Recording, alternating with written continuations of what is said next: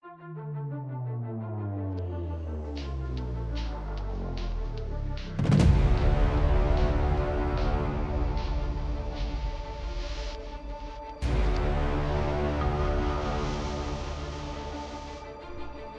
folks. This is Tyler. This is Zach. Welcome back to the White Noise Podcast. This is episode 4. Thank you guys for tuning in once again. So I kind of wanted to start right in with something that I've known been going on with the school. Zachary and I went to the high school. Him and I went to DRHS, Dexter Regional High School. Adam Gudrow and company have been doing a really good job, and it's followed through with the light system out on football field. It is awesome. They are, I know, installed. I don't know if they've officially turned them on yet or not, but they are installed. He's been sharing it a lot on Facebook. It's awesome to see. And I remember being in high school, I don't even want to say how long it's been, but, 14, 15 years ago, playing on that football field and just wishing we had a chance to play under the lights at home. We didn't have to travel to Dover or so on, anywhere else pretty much to do that. But how much he's put in the work to get to that point and get it where it is, and everybody putting in there, putting in what they had to do to make it happen, I think it's just real cool, Zach. Yeah, it's awesome. And the day we're recording this is August 8th, I believe, is a Saturday.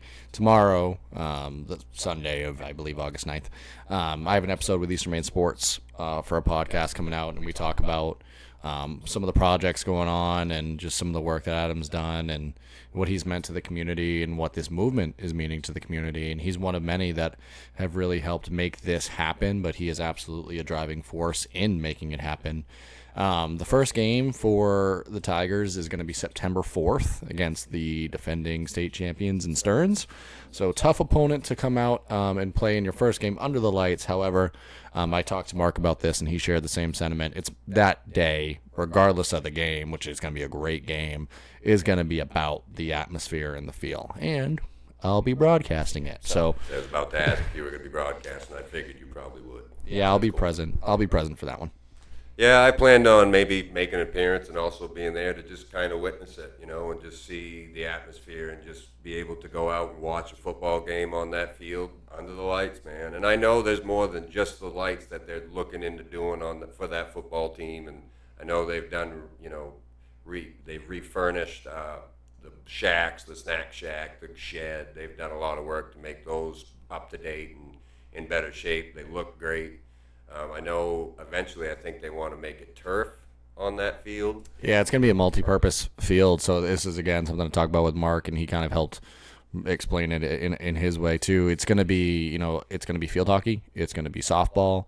It's going to have a track for track athletes and track meets. It's going to be a venue that can host 8-man championships. It's going to be a venue that can host field hockey championships. It's going to be that level of an atmosphere and field. I believe the baseball field's going to stay the same way that it currently is, but it creates the opportunity, if there is that turf and that opportunity for multi-sports across the spectrum, to be able to play there. It's going to be really exciting to see what they do with that. That is really cool. Our kids could be playing on that field when that time comes in our lives, and it's just awesome. It makes me think back to knowing when all that's coming up, looking back 14, 15, 16 years ago when I was running track around that football field and just playing on the field. The goat path is what we used to call it, the track around the field, because it was just a dirt track, a line with a trail of people just walking across. That's what we had to practice on for track. And then we go to places like Dover or, Bucksport, and their track is just, awesome. And I felt like maybe that gave us a little bit of help, just having that rough terrain to consistently run on and then go run on that nice stuff that they always had available to them. No hating on Dexter saying any of this. It just makes me think about that kind of thing and looking back and how cool it's going to be to see all that. coming up. Yeah, I couldn't agree more. There's going to be a lot of really meaningful opportunities, not just for Dexter athletes, but for local communities as well. You mentioned it earlier when you were talking about being a Dexter athlete and competing at other venues, and I want to come back to that just in a second because I have a side thought. But that's going to be something for local communities that maybe don't have those opportunities to now be able to go to Dexter and be able to participate in those. And honestly, it could be a type of thing too where two schools that just need a location and maybe they only have nighttime availability could go play at Dexter. You don't see that a ton at the high school level, but with the way that facility is going to look over time, it definitely could be a venue where those opportunities exist. Again, it'd have to be kind of specific, but summer events, things in the off season, it's going to create a ton of opportunities holistically for not just the Dexter athletes, but the local community as a whole. Yes, it is, and I can't wait to see it all come through. Thinking about the track situation, the funny story of off season, getting ready for track, right before track became, my buddies and I would always go run around town. There's still snow on the ground sometimes, but we'd go run around town just for endurance and just to start training for track. Two of my buddies, Will Pearsall and John Gudrow, would always come out. We'd always run together before track season. And the snow hadn't quite melted yet, but it was melting. It was warm enough to where there were puddles on the side of the road and stuff. This is just a random thing that popped into my head here.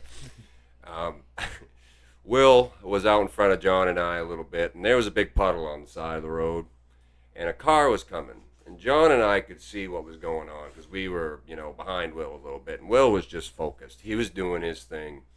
And, John and I were like, well, we'll hang back a little bit, wait. We don't want to, get necessarily splashed if this car decides to be a jerk. Well, the car decided to be a jerk. Will was not in a good spot. It was like a movie scene where he just got absolutely soaked by this guy. John and I didn't say anything. Maybe we should have been like, Will. But instead, we just let it all go down. And Will, of course, was not impressed at all. But John and I got a good chuckle out of it. And I'm sure you did. The butthead that was in the car that knew exactly what they were doing. And poor Will got soaked. But he manned it up and had no choice but to run back to the school soaking wet and, 50 degree weather. But yeah, it was like a movie scene. I miss being able to run and not have immense knee pain because I tried running the other day, and it's not my lungs that I thought I'd be out of shape with. It's genuinely my knees.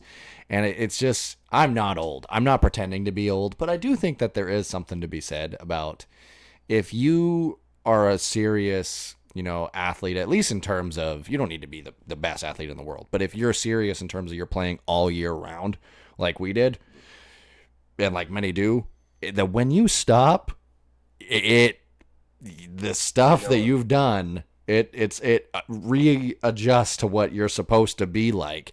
And my knees have not recovered, and it's just that one is hard to push through in terms of pain and just I'm 28 or almost 28. I'll be 28 in a week. I don't really need to push my athletic limits at this point in my life. So I mean, you take care of yourself. You go to the gym every week. You do your thing. You look good, bud. But I feel you there. If I go out and start running like I used to in track, heck no, it ain't happening. It would take me. I could do it eventually if I paced myself and did it, and I'm on my feet all the time at work, unless I'm driving a truck or a tractor during that day. I'm always up on my feet, moving around. There are days I have 15 to 20,000 steps during the day, So that helps me stay in shape, helps keeps my joints moving and whatnot, and I appreciate that. But as it is for like jogging or going on a bicycle ride or something like that, like we used to do daily, no, my body would definitely be feeling that a little bit. I miss riding bikes. I do too. We used to have a lot of fun doing that around the house where we grew up. Got really good at it. Oh, have I told the story about you and Michaela riding your bikes? Yes, you have. I think that was in our very first podcast about throwing the sticks and whatnot. Yeah, if you haven't heard, go back and watch after this one. Go back and watch that for some fun stories. You'll understand why Zachary became the athlete he was. Michaela and I were not always easy bullying. Bullying. But I remember learning how to ride through the S turns without hands. Sorry, Mom. And just it was a lot of fun to be able to have that much freedom and space and still be responsible, but also it was middle of nowhere, so riding bikes were even that much more fun. Yeah. No, that was always another thing. I think we kind of mentioned this too in our last podcast. Just growing up where we did, very thankful four wheelers. Just the nature of it, the privacy, the good times we had, and we were able to have. It was just awesome. I'm so thankful for that, and I'll say that every chance I get. Yeah. There's one thing I said I wanted to ping pong back to just about the lights and all that before we move too far past it. I know we started to anyways, but I am very happy that they have the lights and that is happening, and I would have loved to have had it when I played. However, I think I'm one of the few that liked Saturday morning games. And the reason I liked it is I had a very specific routine that I had to do on Saturdays. I would get to the field. Games were like at noon, 1 o'clock. I don't really remember exactly. I think, yeah. And you'd be ramping up throughout the day. I'd get there at 8. I'd have 2 bottles of flavored water for my mom, and I would walk up and down that field for at least an hour just by myself. Sometimes I think Jacob Heseltine would join me in the mornings, but it was so like ritualistic or whatever the word is for athletes that have a habit that you have to do. Also, sometimes I felt like it was a distinct advantage because you'd have a school like Washington Academy or someone that's very far off that they're leaving at like 7 in the morning. And as a high schooler, you might have stayed up till midnight the night before on a Friday night. So sometimes it really genuinely felt like an advantage. And I don't know, I just liked my ritual. However, with that all said, I think I'm the minority on that, and that this is going to be just such a long-term positive thing. And even though Poppy keeps crying outside the door, she's happy for everybody too. Yeah, I'm sure you've heard Poppy outside. She was a little disappointed we're in here without her, but so I was testing because this is still a new setup and it's a work in progress. Like we'll probably change this setup over time. We're just 2 dudes figuring it out as we go. We're trying. We'll get better and better as it goes, folks. We'll see where this ends up. Maybe we'll be making something out of this and have our own studio at some point. We'll see how it goes. Yeah, so we're just trying and testing things. So before we started, I was looking at the setup, and Poppy came in and sat exactly where I'm sitting right now.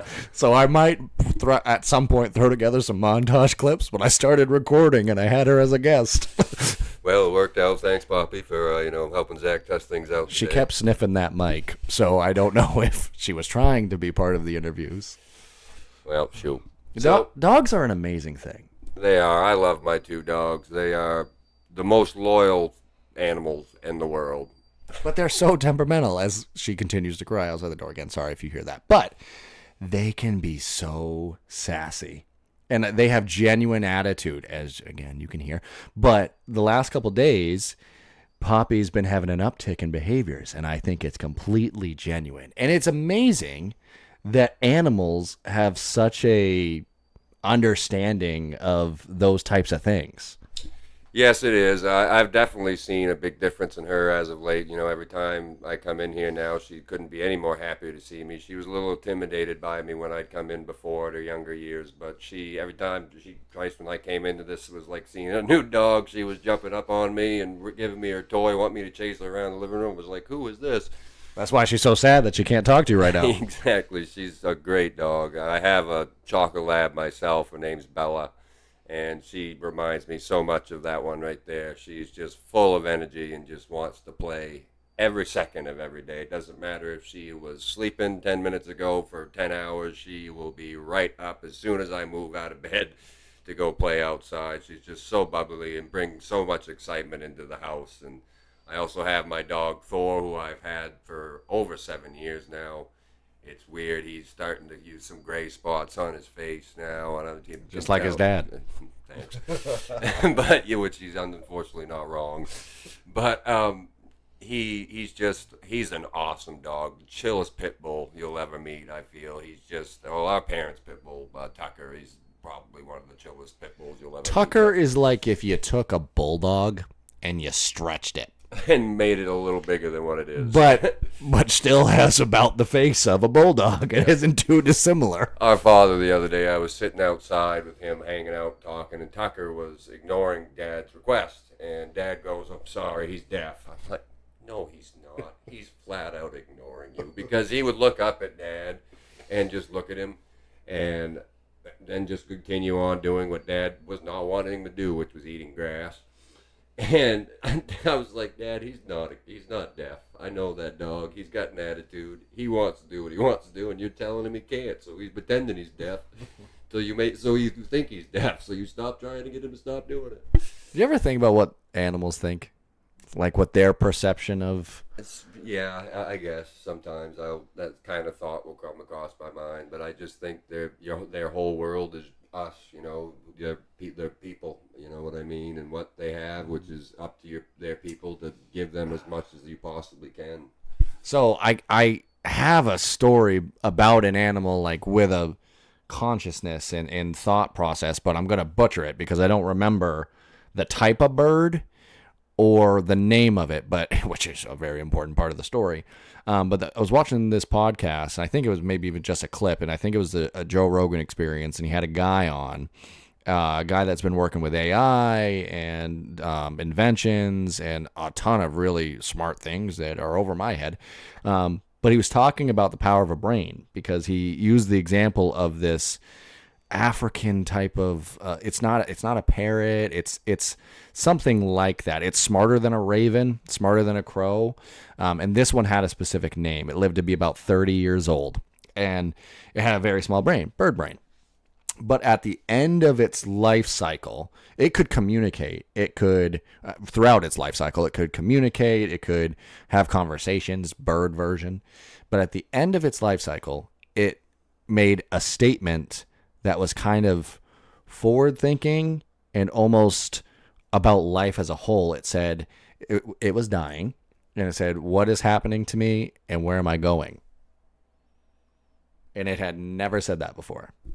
Interesting. That's very human-like. Yeah. Think about it. But, I think there was a gorilla that Robin Williams connected with that knew the most sign language out of any gorilla, or I believe it was a gorilla. It might have been a chimpanzee, I guess, but it knew gorillas are intelligent too. Brilliant. It knew the most sign language, and it was very clearly communicating. And I want to say it had something similar at the end of its life, where it started to kind of communicate about what is happening and what is that next step. And that, from a human perspective, is something we think of all the time. But from an animal perspective, I've never thought of it like that before. Nope. No, I don't. I really haven't put too much thought into something like that. But hearing that is kind of surprising to me, and it is cool that they are kind of similar to us in that regard. You wouldn't think that because we just don't look at them like that. But hey, I mean, it makes sense. Why wouldn't they be like that? It's just kind of I don't know, a regular thing. Maybe, and I think it's something that's like deeply fundamental, maybe. Like maybe just something intrinsic. I don't know. This stuff is so hard because That's deep. It's deep, and it's not something that anybody can ever prove. No, unfortunately, no. Unless we somehow could switch to be a gorilla one day, then which is never going to happen. But, like the movie Hoppers, but on a deep level. Exactly. Speaking of that, we're going to kind of go off of that topic. I do have my funny animal story today. It's no pigeons not involved, but this couple out in Germany were having some issues, and their doorbell kept ringing constantly, like over and over and over again. So they would go out and they would check to see, so they figured it was some kids messing with them because it would just like ding, ding, ding constantly. They'd run out and nobody'd be there, so it happened enough so they finally called the authorities, a complaint. And before the authorities got there, it happened a couple more times. Well, finally, they went outside and started really investigating what was going on. And then it was still dinging as they were sitting outside, and they finally got looking at the doorbell. And all it was that happened to go over it over and over again that day was a slug. Just a slug that had happened to climb on the wall and hit the doorbell over and over and over again. So it just slowly was ding. That's ding, a ding, dink of a slug. over again. So the authorities get there and they're like, "What's the matter? What's going on?" "Oh, a slug. Just false alarm. It was just a slug that happened to be going back and forth on our doorbell all day." And no, the slug did not get arrested for this. You imagine? The pigeon did. Have you ever heard of the thought experiment about the slug? No. What? I don't really look into slugs that much. I just saw that was the first out of the few I looked at that would have been the most interesting to talk I don't really look into slugs, but there's this. I forget. Man, I'm bad at stories today. Essentially, so I'll rephrase it, I guess. If you could have any amount of money just entered into your bank account, and you can accept that. However, if you accept that for the rest of your life, there will be a slug that doesn't sleep, it doesn't eat, it just follows you. And if it ever catches you, you die instantly. Would you take the money? Oh, yeah, I would never sleep again. But it's a slug. Yeah, but it could, and how can you touch it? You can't touch it. You can't touch it. Exactly. So what if you go to bed and it's right at the edge of your bed? So here's what when I've asked people this line of question before, it can swim. It can't fly because that's too mythical. But like it could go across or in the water. So you can't escape, because what I would still do is get a house in like Tokyo and get a house in, like corners of the world. You live there for 6 months. You're gonna get there eventually. But then I'm going across the world, so it has to turn its ass around. Man, imagine that slug getting on cruise ships. Like, I'm coming. It's like Titanic. It's like that, whatever her name was, where she's with Leo's character. It's too bad you couldn't have like a tracking system on it. You know what I mean? You just one day you wake up and walk outside and there it is. You look out your window and it's the slug. Crap, we gotta go, honey. We gotta move. What animal is like equal to a slug? And this is gonna sound so rude if people like slugs, but slugs are like the most unimportant animal I can ever think of. What do they do? They don't turn into butterflies? That's kind of slugs don't turn into butterflies. That'd be awesome. Are they like snails? Slugs? Are they similar to snails? What is They're the in that difference? family, right? What is the difference between a slug and a snail? Snail has Snail's a on shell. its back. Yeah. A slug doesn't even have a shell. No, that thing is even more useless. Looking, slimy, nasty thing, really. I don't know what it does. I don't know either. Pollinate? My guess is they help decompose. They're in the cycle of things. They must be decomposers, where they like chew up the dirt. Okay. Yeah, that's probably Wow, imagine that as your existence. I'm chewing dirt. Like a worm. But I feel like worms have more purpose. Yeah, they help flourish the soil. Excuse me, my phone keeps going off in my pocket. How many slugs do you think are in the world? Well, we did this with mice, rats. We did. The first podcast. We did.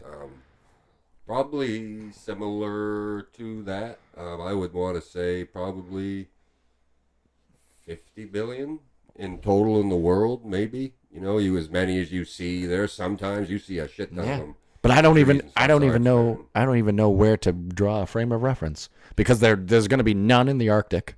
There's going to be none in the desert. No. And there's going to be none in biomes that include either of those things. Okay, is there a slug in the rainforest? Yeah, I would definitely think so. Yeah, probably. That would be a great environment. Would it? Everything would eat it. Well, yeah, but you're the lowest of the low.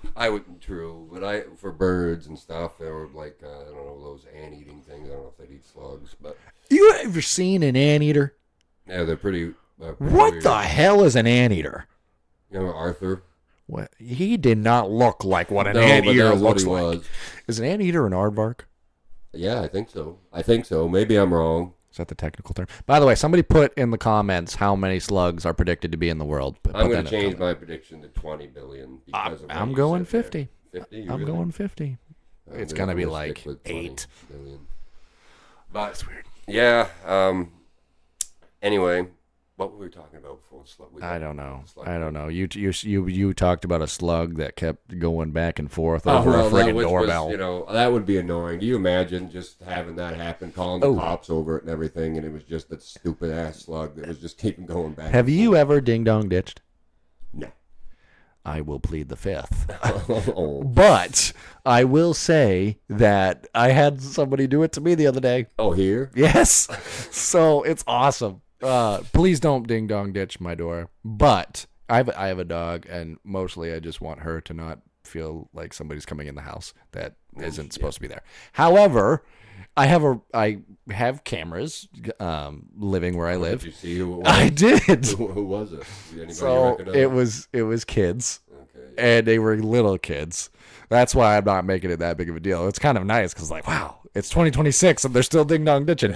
They did not see the camera right by the door they were knocking on, but it was awesome because they were recording each other with their phones and running. It's gonna be on TikTok somewhere. Yeah. You'll see your house. You're like, the video right there. So they did it, and then they'd run all the way down the street, and then the other one wanted to do it, so they came back and did it again. To your house? Yes. Same? So I was at work, and at first I was like, why is somebody at my door? So I was watching, and then I was trying to time it. So as soon as they knocked, I could say something, but it didn't work out. So don't do it, but if you're a kid, it's okay. I don't have a doorbell on my house, so you'd be knocking at my door, but it would be a little ridiculous. I live in the middle of absolutely nowhere, and my driveway is long, so it would take you a minute to get away. And I too have cameras, so I wouldn't recommend it. We should bring back the brass knockers. Oh, like on old, like Ah, I yeah. don't think we really need those anymore, but those are unique and very old. I like them. I like a mixture of old architecture with modern amenities. I really think that's becoming a thing again, is like mixing older things with what we have now in this generation. I think that's cool. Have you ever seen people that do stonework? Like, I mean, like what you would imagine a Roman sculpture to look like. I have put in the thought into it, but I have never seen them do the work itself. Like, I've seen maybe small clippets and documentaries of old things like that and the statues being made, but it's impressive work. I don't know how you can possibly really do the work that they do, that kind of stuff. It seems like it would just break and then you cry because it's awful. Uh-huh. What was, again, my brain is not working on names and places today. What was it Notre Dame or the Sistine Chapel that had that horrific fire Notre Dame. a couple years ago? Yeah. There was a guy, no, there was many people, but there was kind of a lead architect that used the same technology and same methods they used to assemble. Again, I believe it was Notre Dame. He used them today to stay as close as they could to the original architecture and to stay in line, because if we use modern tools and we did use modern tools, but you know what I mean? If it was completely modern, you'd lose the feel of the place. So I believe the lead architect that did all that, there's a rule at Notre Dame that nobody can get married there except him. He got to have his wedding there because he helped restore it. And well, yeah, I get it. I think he earned it. He did, yeah. Oh, shoot. So, another thing there's a guy on Facebook that I follow that he does a lot of stories about, like, old things that have happened. He'll, like, what's the word I'm looking for here? He'll kind of draw it out and make an episode, a series out of it, and he'll explain the theories of it and whatnot, and, like, say the Great Pyramids or Notre Dame itself, Antarctica. He does a long thing on North Korea. I can't think of his name, but he's got something on Facebook. But he's really, really good, and I like watching his stuff. He did something about the deepest hole in the world that we've ever drilled down into, and it's in Russia. Yeah. I think, what was it, 2 kilometers? It's like a portal to hell, right? Is what it was called. I mean, once they get further down, enough, 2 miles, 2 kilometers, I don't know what that is. It's like a little over. Yeah, it's not equal to miles, but it's close. But it's quite a bit, and it started melting things because it was obviously the hotter, the deeper you got, the hotter it was. Well, apparently, and I didn't know that it was this deep. The center of the Earth is estimated to be 6,200 kilometers from the surface, the very center of it. That's insane to me. Mm-hmm. Like, yes, the world is huge, and I guess it makes sense that it would be thousands of miles to the center of it because of how big it is, but it was just like, wow. And you would think us have the deepest hole ever, being recorded drilled was only 2 kilometers deep, and it's still, it's just scratching the surface as it all is. But I just thought that was really cool. But to go 2 kilometers down and already have your equipment and start melting.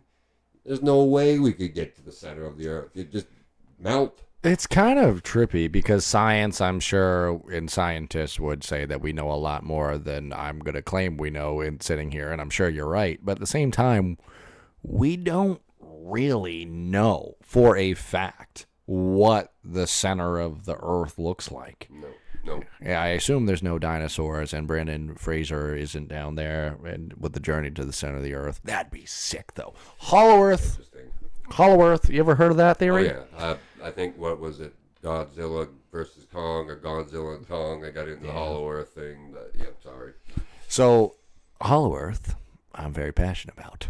I'm not saying I believe it, but I'm very passionate about it. You mentioned Antarctica. Have you ever heard? It's supposedly been disproven, but there was a pilot around the World War era, I think World War II, and he was on a mission, and he was flying through the Arctic, and he just happened to come upon a hollow vat into the middle of the Earth, to which he said he discovered a whole civilization of people. This is a very truncated version of a much longer story that I highly suggest you go listen to because it's awesome, and there's some people that have done a really good job on it. Listen to this. This does sound interesting. There's a guy named Mr. Mythos on YouTube, which is where we post most of our podcasts. I encourage you to look him up. He has a whole Hollow Earth series. Again, not that you have to believe everything that is a theory. Sometimes it's just fun. Yeah. So listen to that because those people are. It was an interesting story. He had a journal, and he wrote all of this in the journal and brought it back, and then they were later published, and I believe disproven. But at the same time, fun. That is pretty cool. I don't know. The whole Hollow Earth thing, that would be seems pretty far-fetched. I would think we would have, like, there's aliens are a better option in that regard in comparison to the Hollow Earth. Because, I mean, we've proven that the universe is just so big. And, another thing I want to mention, they threw the whole alien thing at us, and like I predicted and a lot of other people predicted, you don't see any of that anymore.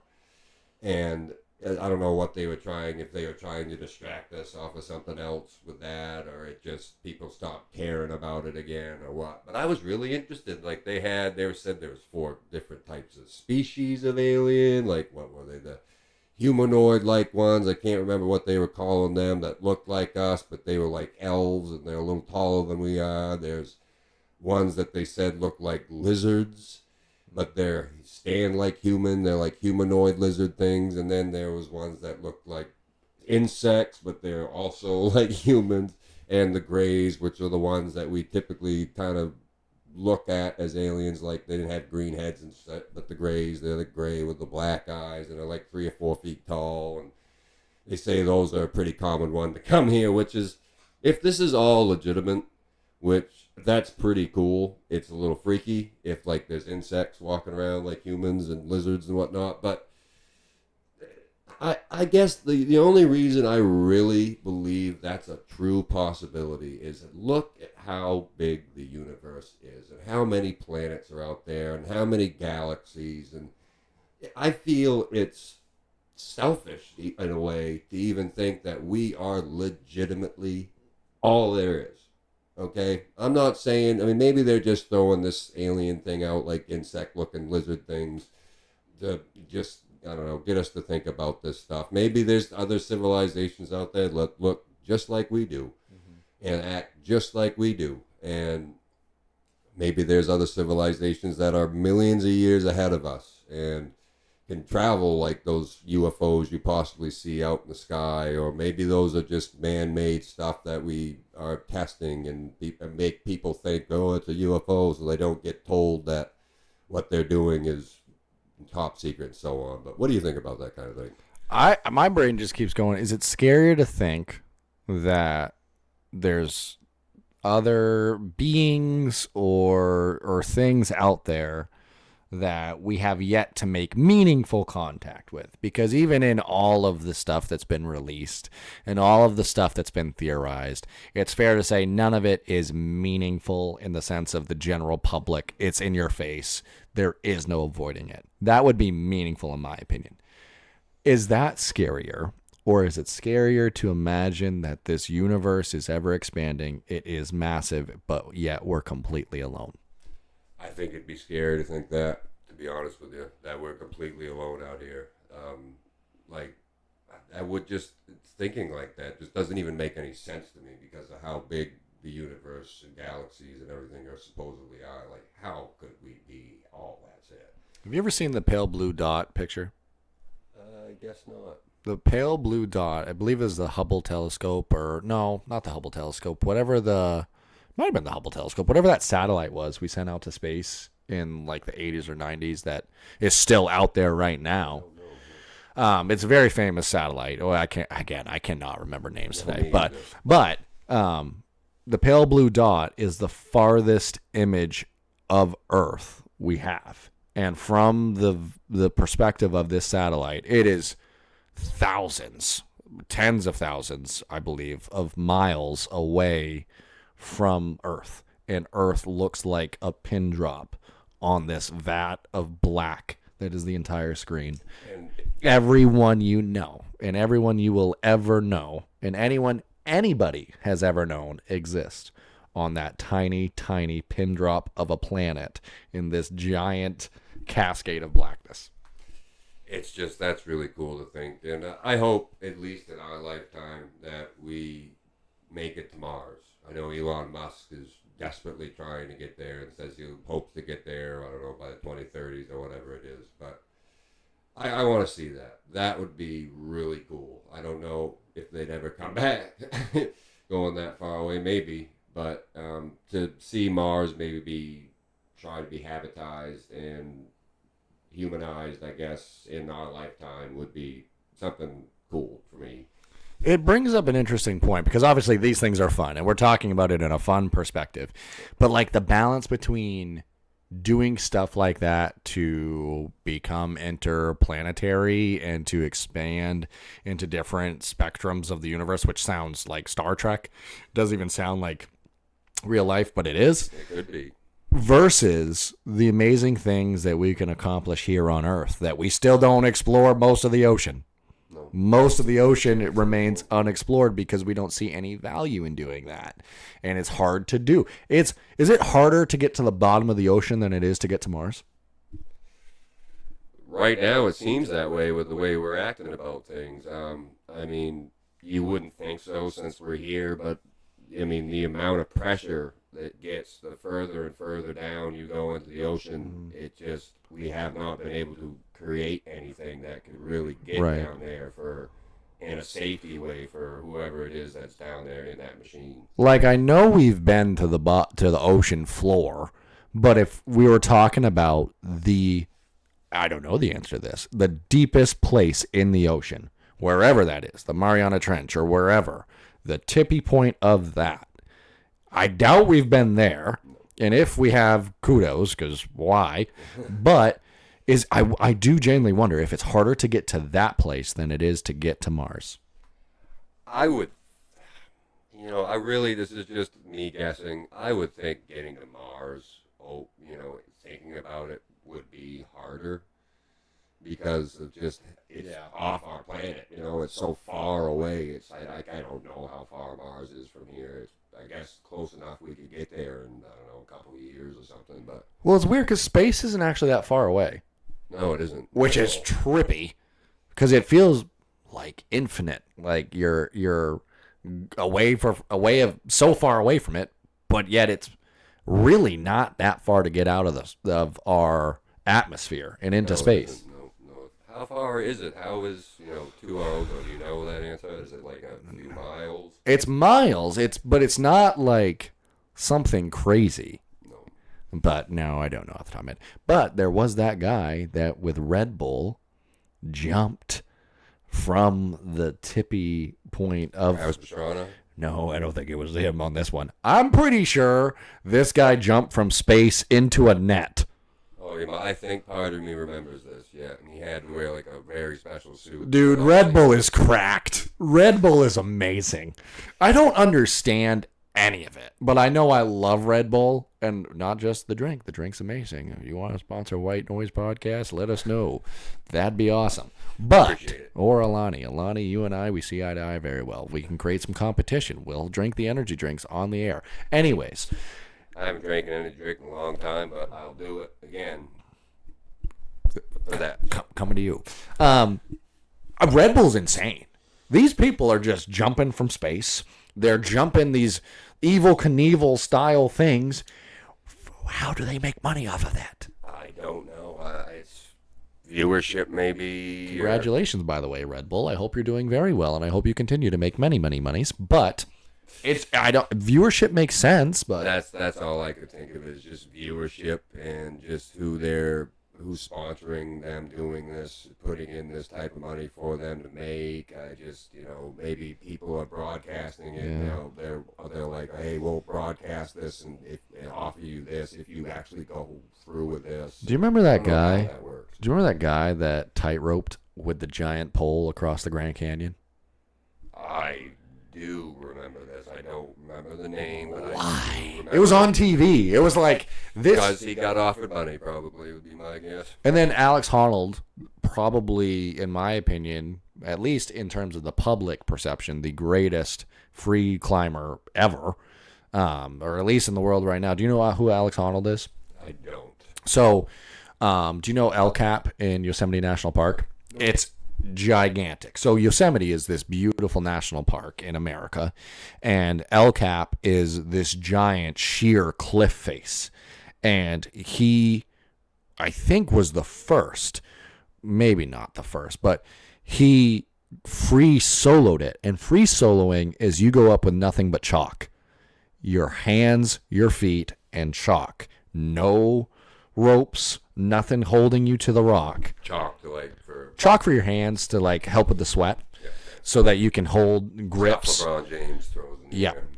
He did that and like blew it out of the water. He is amazing. He last year, the year before, climbed the tallest building in I think Japan or China, one or the other. Just climbed the side of it. Just free solo.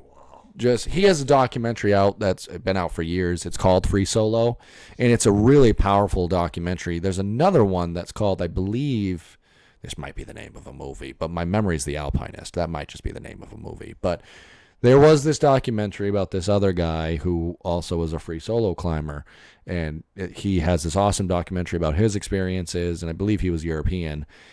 Alex was actually present during that documentary and was speaking to him, or about him. And then come the free solo documentary, that guy unfortunately passed away in a free solo accident. And it's just an incredible lifestyle that those people live. And it's like the people that help bring up the folks on Mount Everest.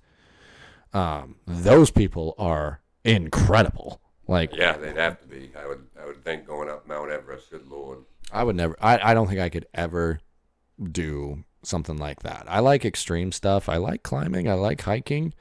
I don't think I could do Everest. Everest, that's you've got to be. I feel you got to be pretty trained and very, very well off in your safety equipment and what you bring up there, knowing what the heck you're doing to make that happen. That's quite the trap. Yeah, I have been skydiving. Yes, you have. I was there for that.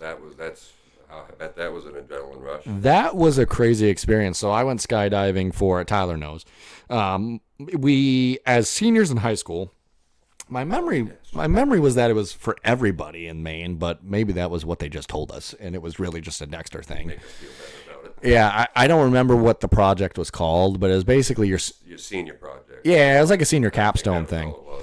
And you had the opportunities to kind of learn a new skill, was essentially what it was. And some people did some really amazing things and were really, really cool and super more applicable towards their life and what they wanted to directly do for work. I'm not jumping out of planes still. That's not what I want to do. But I remember Zach Karen, years before, was preparing for his, and he had talked about wanting to go skydiving for it. I was like, that sounds awesome. So I held on to that, and I don't know if he was able to, but I fortunately did get that opportunity, and I don't think we jumped from super, super high. I think it was just 10,000 feet. And it looked pretty high up from where we were sitting down there watching you do it, man. So the hardest part, genuinely, was the way we did it. Our plane wasn't one of those where the side shoots up and you get out. You're in a 2-seater plane and one seat's gone. So the captain, oh, that's a weird way to put it. He's like, it's going to look weird with the camera, but he's here beside me and I'm facing the plane, the back of the plane, and the front of the plane's behind me. My guy, who I went in tandem with, is in between my legs right there, and there's 2 people tucked into the back of this plane behind them. The door is right here, and if my elbow tings it and that thing flies open, I'm not attached to anybody. I have no parachute. So the whole time going up, I'm like, don't move, don't move, don't move, don't move. Does it open that easily? Probably not. However, that's what it felt like. So this guy, I had to get myself turned around, and he had to attach me to him in the air. So it's like rotating without hitting the door that's right here. And then the hardest part was, because it's not just fly open and jump, the door goes open, and you have to step out onto a step. And I'm sitting with my butt on the plane with my feet dangling off on a step. That was hard because I imagine I get my adrenaline's going a little bit just listening to this because I'm picturing it in my head. It doesn't give you the opportunity to just go, to just not let your instincts just take over. You have to think about it. And at this point, they do tell you, like, as soon as you get to the step, the reality is we're going. We've had the opportunity to not go anymore. For safety reasons, going through with it now. We're going. So they tell you you're going to rock. It's going to be 1, 2, 3, and you're both going out. And I was ready for that part. And then the second hardest part was not to swear. Oh, they didn't let you swear? I was doing it for my project graduation. Oh, yeah. So I have a friggin' camcorder right here in my face. 1, I was worried about boogers. I was worried about them getting all over my face. And then 2, I was like, don't swear, because I think they would have probably let you go with a couple, man, at first. There would have been a lot of them. So I just kept going, wow, wow, wow, wow. And it was a wow type of experience. Yeah, I remember watching you do that. That I must have made your stomach feel you like you're on a roller coaster. It's insane. Like, there's nothing to compare it to. I feel like obviously. my soul would just leave my body as I was just, falling to the ground. It is complete panic at first. Like, the first thing I remember is my face was like, oh my God, we've made a horrible decision. But then there is a moment where, like, they tap you on the arm, and that's when they tell you, because you have to kind of spread your arms out, and you like the stereotypical falling path. And once they do that, you kind of get returned to the fact that there's somebody with you. It's going to be okay. And then the scariest part is the parachute. The parachute part. Does it, like, jolt you back a yeah. little bit? Yeah. Because you essentially, it's like being in a car and you hit the fucking brakes. And then the thing I was worried about, I don't know why, I wasn't as nervous about the parachute not deploying. I watched them pack it. I watched them go through all the effort. I was really confident in that. For some reason, I was worried about being detached from him. Like, oh, and just all of a sudden the parachute goes and you just keep going. Yeah, like the force rips the cup links or whatever, and I'm gone. He's in a parachute, and nobody's going to catch me. That was what I was worried about. And, I will say, the way they have to wrap the harnesses, wow, that's rough on rough on the jewels. Yeah. Harnesses, I've only worn a harness for, like, safety reasons at, like, work and stuff, and it's very uncomfortable. People that have to do it daily, I give you props, man, because I'm sure you get used to it, but I didn't never like that. So it was pretty tight, and then I had to, he put the GoPro on me, so then I could show everything going around, and I could talk through the project. Then he, talked over it, and music played in the video I have of it, but he makes me look at my feet so he can spin us. That was cool. That is really cool. Yeah. That's cool, but I bet you did well on that project. That was really fun. Honest to God, what was a scary, and then I'll stop with just random stories about me, landing a plane. So the first time I was ever in a plane, I jumped out of it. Genuinely, never did a commercial flight. That was the experience I just fly saw. a plane. Yeah. with Uncle Adam. So the first time was that experience I just talked about, jumping out of the plane. The second time, I went to Bar Harbor and had a flying lesson and flew a plane with Uncle Adam. I don't remember you doing this. Yeah, I have pictures of it. I have videos of that too. Uncle Adam was in the back of the plane. His headset didn't work, so he couldn't hear what we were talking about. But you have an instructor that is doing it with you. Flying a plane is actually not that hard. Like, there's a yoke, if you want to turn, there's two things you do. But once you're in the air, you're in the air. Yeah, like, you're it's not all your ball alone. landing. That scared the hell out of me. I imagine. You have to kill the engine well in the air. So, like, You just kind of gradually start going down. yeah, because for folks that have flown commercially, you know what it feels like when you first start to do the descent, and you can feel the engines are rolling back way up in the air. That's nervous enough as it is. It makes you nervous enough as it is doing that. Oh my God! But then, like, coming in, and you have to keep the plane off of the runway for as long as possible. That feels terrifying. And the instructor I had, I forget his name. I have his business card somewhere. He was awesome. Like, he made me feel super, super comfortable. But we went in the dead of winter, so I was like, hopefully there's no ice on the runway. But I'm sure they do an excellent job trying to keep the runway clear of that kind of have thing. to. But it's wintertime in Maine. You never know. Yeah, so those are my first two experiences in a plane. That is pretty cool. Before you even flew commercially? Before I flew commercially. Because I did both of those in high school. And then the first time I flew commercially, Michaela asked me to go down to Philly to watch the Patriots lose in the Super Bowl. And I flew alone. Yeah, talk about that experience real quick, how you had to deal with the Eagles, Philadelphia, absolutely losing their minds. So you can see I have this Red Sox hat on. I am They're doing very well. Oh my God, it's awesome to be a Red Sox fan right now. I'm a New England sports fan through and through, born and raised, born into it. I didn't choose to be the greatest franchise and greatest area of sports in the world. It's just that we were born into it. So Michaela, our lovely sister, went to the University of Pennsylvania, did amazing things there, and was there for school. And I was at LaSalle, now University at the time, college.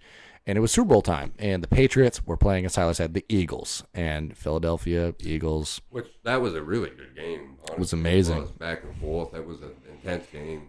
So, without going through all the things, the Eagles end up winning that game, and it was a Super Bowl party, so we had a number of people with us, and it was, I will say, it's in hindsight, it's not fun in the moment, but it's in hindsight nice to see people that, don't get to experience a championship every other year like New England fans, and finally get that done and see the joy on their faces, knowing we'll have that again in about 2 seasons. Genuinely, had it last year. Yeah, we'll get it. We'll get it soon. So that it was cool. However, going out into the parade after, parade doesn't do it justice. Riot. I was gonna say, if you didn't know, lost their minds. You would think it was a government coup. If you didn't know better, and they just showed you an arching picture of the streets flooded with people. Weren't they destroying buildings? Well, and stuff? Here's the thing. Going a little ridiculous. There's what I came to find out during that whole experience is, for the most part, people are just there to be around people. And then you'll get the 3 or 4 people that pick a light pole and they climb up it and they hang off street signs. But everybody that's underneath them is just watching them. Nobody actually wants to do that. They just want to see what happens to this person. Yeah, you're making a scene, so it's pretty much the most exciting thing going on at the moment. But there were people lighting off fireworks in the middle of the street. I have a video of a Snapchat memory of just I'm right in front of it, and it was the best thing ever. Michaela's friend Ben kept telling people I was Nick Foles' nephew. Nobody was buying it. That sounds like Ben. Yeah, I'm sure they didn't, because they were like, this doesn't look like Nick Foles. No. Which Nick Foles played the best game he had ever played in his entire career. That game. He was the reason they won that football game by far. Yeah, that was a great game though. It was a very good game. And we didn't play Malcolm Butler. No. Oh, that was the game we didn't play him, huh? Oh, that's that Belichick. I don't think Belichick has ever really given us the real reason why he didn't. I think it was some personal vendetta he had against him. I really do at that point. I think he did something to irritate Belichick before the game, and he was mad at him and punished him in that way. Yeah, because at that point, Malcolm was still really good. Yeah, he was. Malcolm Butler will forever. There's a lot of guys because again, New England wins so many championships and has so many amazing teams.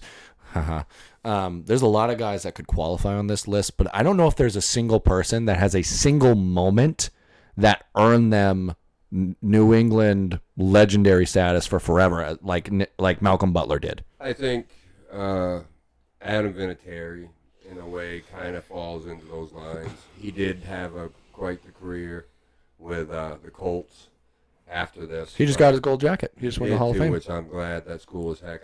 I want to say something after I get through this about that. Anyway, I think with that field goal, winning our first Super Bowl against the Rams, and then he did it again against either the Eagles or the Panthers, that was kind of in around that lines, I think, especially the Rams game, kicking that 49-yard field goal for us to win our first Super Bowl win was pretty cool. Yeah, and I just think Malcolm had that one moment where he didn't really do. He was great. Yeah, but that was definitely like the only big moment of his career. Yeah. You're right. I get that. He did make the tackle right before, though. Do you remember the play? That people forget about this, but what set up that opportunity was this random lucky ass catch that guy, it might have been Doug Baldwin or Tyler Lockett was falling down and just catch. It was like we were going back to the Giant game all over again. It was a great play. It was a lucky play. That's fair to admit. Malcolm tackled him because he was like, that ball is in play. I'm tackling him. That could have been a touchdown. Very different story.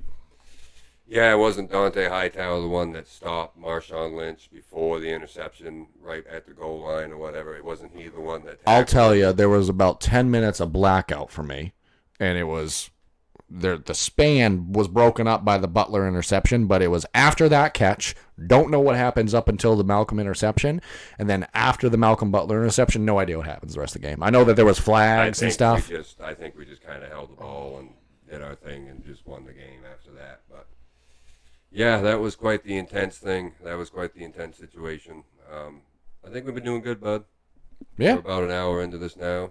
It's been really fun doing this. I do want to mention a couple things before we get off air here. So for next episode and then continuing on, Zachary and I are going to try to do something a little different. I'd like to do this podcast on TikTok Live. So if you guys want to watch us live instead of just after the fact, you have that option. I'll mention this on other platforms too, probably on TikTok to help promote that, to get people, see if anybody's actually interested in doing it. We'll try it out anyways next time. And also in our 5th episode, as long as this works out this way, it might have to be later than this, but we're going to plan for the next episode. We're going to have a special guest on, Zach, and I don't know, do you want to talk about it now, or do you want to wait till we get a little closer to the next episode to talk about it? I think we maybe give a little bit of an obvious tease, and we maybe say that this is the White Noise Podcast. He's T, I'm Z, but there is somebody missing. You take that how you want. Zach, it's been fun hanging out with you today, bud. I think we've had a really good conversation. Been a good episode. Ladies and gentlemen, if you've made it this far and have just watched this in general, thank you very much, and we hope we continue to bring out good content for you, and we'll be back here in a couple weeks for some new content. Catch you guys next time.